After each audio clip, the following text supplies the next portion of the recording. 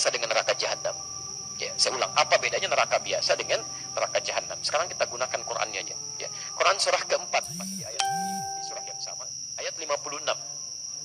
Ayat 56, posisi paling kanan di pertengahan di mushaf standar.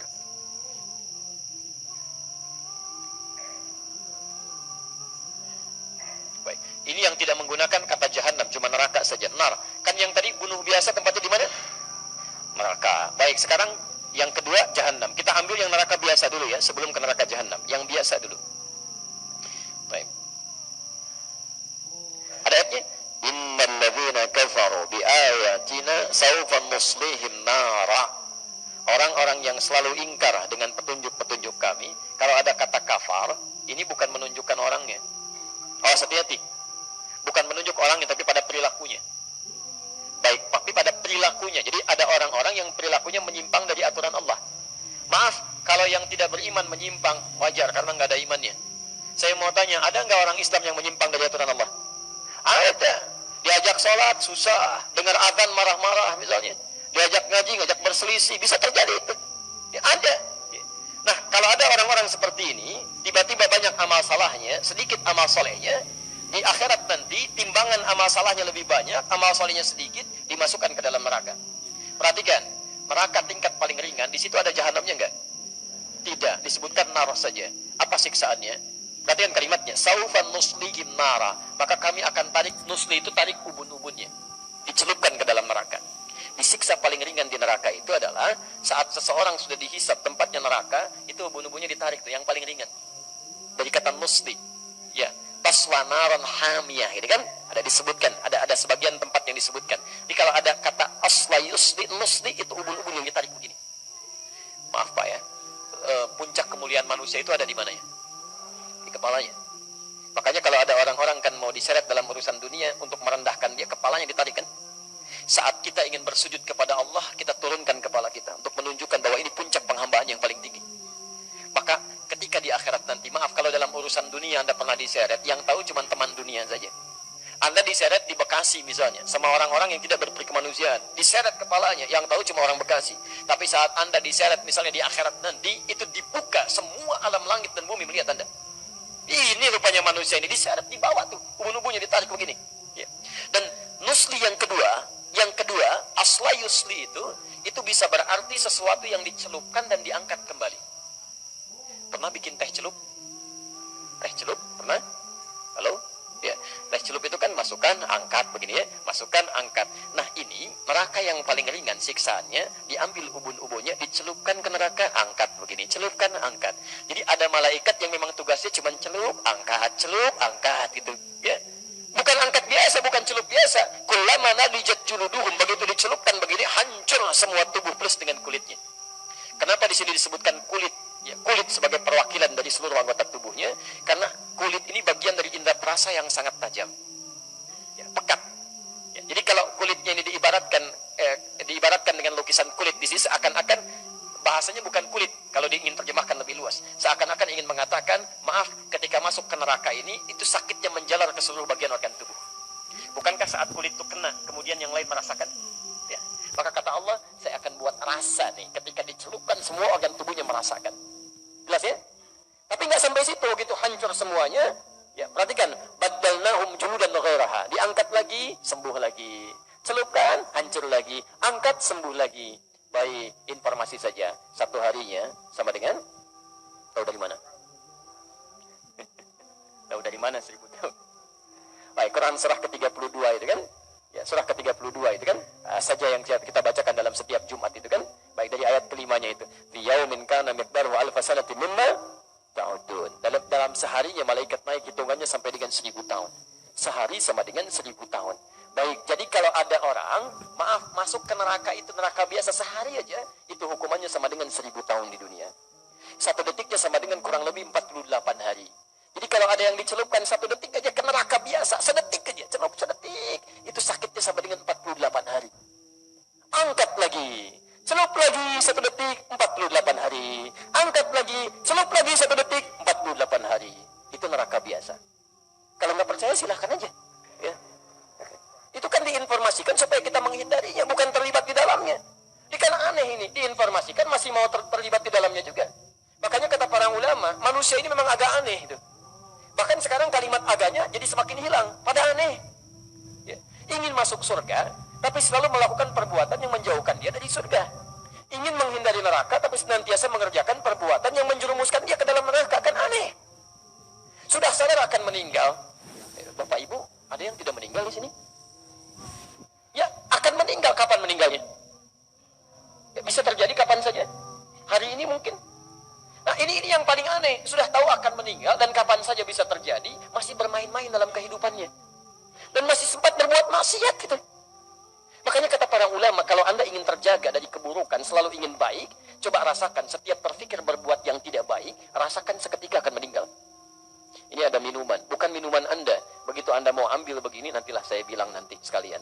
Rasakan, begitu Anda ambil, Anda mau tekuk itu, malaikat maut datang menjemput Anda. Itu insya Allah akan selalu dijaga, Pak.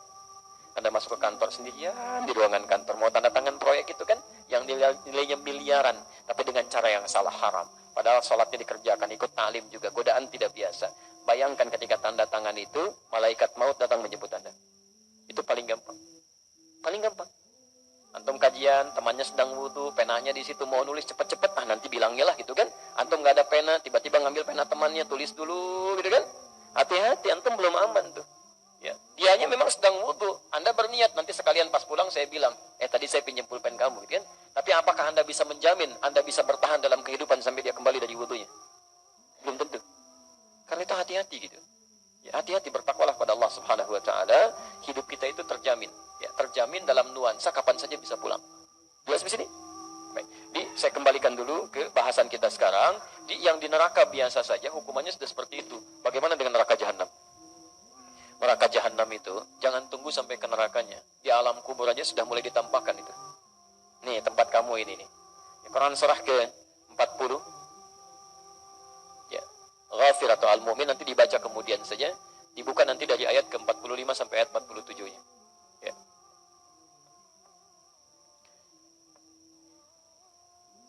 Naru yu'radu 'alaiha ya ghuduwa wa 'ashiyya. Di neraka ditampilkan kepada orang-orang ini di setiap pagi dan petang. Setiap waktu neraka aja dikasihkan pada dia tuh. Tampilkan. Dan mohon maaf ya, orang-orang yang masuk neraka jahanam, pernah dengar istilah ini? Masuk surga tanpa hisab, pernah dengar? Baik, itu sering kita dengar. Tapi Anda juga mesti dengar. Ada orang masuk neraka tanpa hisab. Masuk neraka tanpa hisab, saking cepatnya masuknya itu. Dalam tanda petik ya, saking cepatnya. Quran surah ke-18. Al-Kahf ayat 100 sampai 101. Posisi paling kiri sebelah atas ke pertengahan.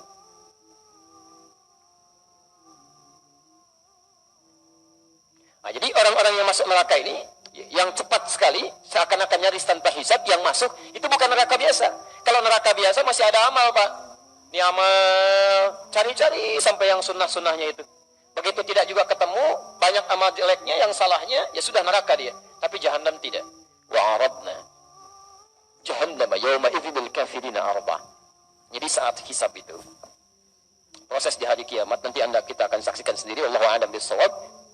Saat orang mulai melihat, ya, maaf ya, ada orang yang cepat melewati sirat tuh, cepat langsung masuk ke surganya.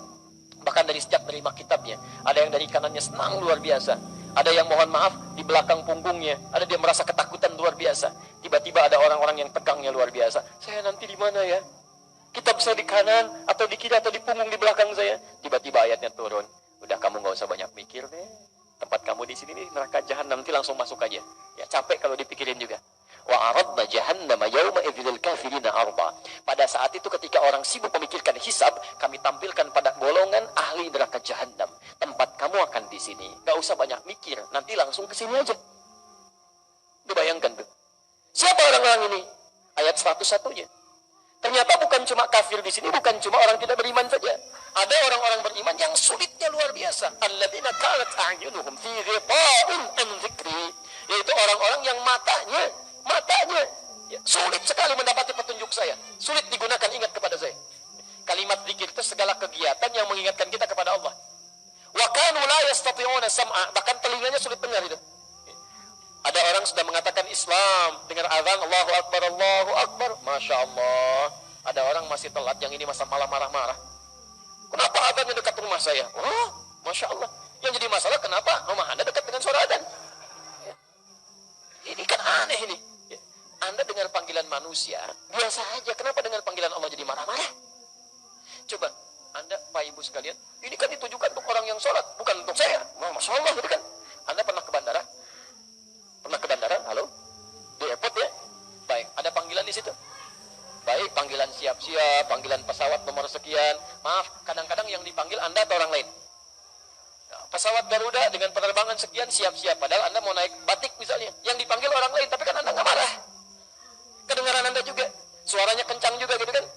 Maaf teman-teman sekalian, kenapa panggilan dunia orang biasa-biasa saja, panggilan Allah bisa pada sewot tuh ya? Kan pada aneh orang-orang ini. Ya. Nah, tapi yang paling indah adalah dipanggil lewat panggilan, belum mau datang juga. Saking sayangnya Allah, ini yang paling indah. Allah itu tidak akan membiarkan seorang hamba kembali ke akhirat kecuali dia telah mendapatkan petunjuk sampai ke puncaknya. Kalau telinganya nggak bisa dengar, barangkali matanya masih mau lihat. Dia nggak mau ke masjid, belum ke masjid, tiba-tiba diperlihatkan di depan matanya orang mulai berangkat. Dari orang dewasa, anak kecil, orang sudah mulai masuk ke masjid, dia masih betulin mobil, begini gitu kan. Mulai lewat, Pak, Assalamualaikum, Waalaikumsalam. Nggak dilihat juga begini. Lewat, sampai anak kecil, Om, masjid yuk. Udah nanti Om nyusul, Masya Allah, ke masjidnya enggak gitu kan. Orang-orang seperti ini yang sulit diingatkan saat di dunia, itu bahkan langsung disebutkan, udah, neraka jahanam. Neraka jahanam, kalau dia tidak bertobat selama hidupnya. Nah sekarang, perhatikan ini. Orang yang membunuh ini, kalau ada niat pembunuhan dalam dirinya, maka tempatnya paling minimal di neraka biasa dengan siksa seperti tadi. Kalau itu direncanakan, maka tempatnya di neraka jahanam. Khalidan fiha, nggak akan pernah keluar dari situ, kekal di dalamnya. Nggak akan cukup sampai situ. Kalau dia tidak bertobat, wa ghadiballahu alaihi, dan Allah akan murka kepada orang itu. Maaf ya, kalau Anda dimurkai orang Bekasi, pindah aja ke tempat lain, gampang. Tapi kalau Allah murka dengan Anda mau lari kemana? Nggak mudah gitu. Wala'anahu, nggak cukup dilaknat oleh Allah. Dilaknat gitu. Hati-hati. Kalau sudah dilaknat oleh Allah, wa'adda lahu azaban, bukan azab dia.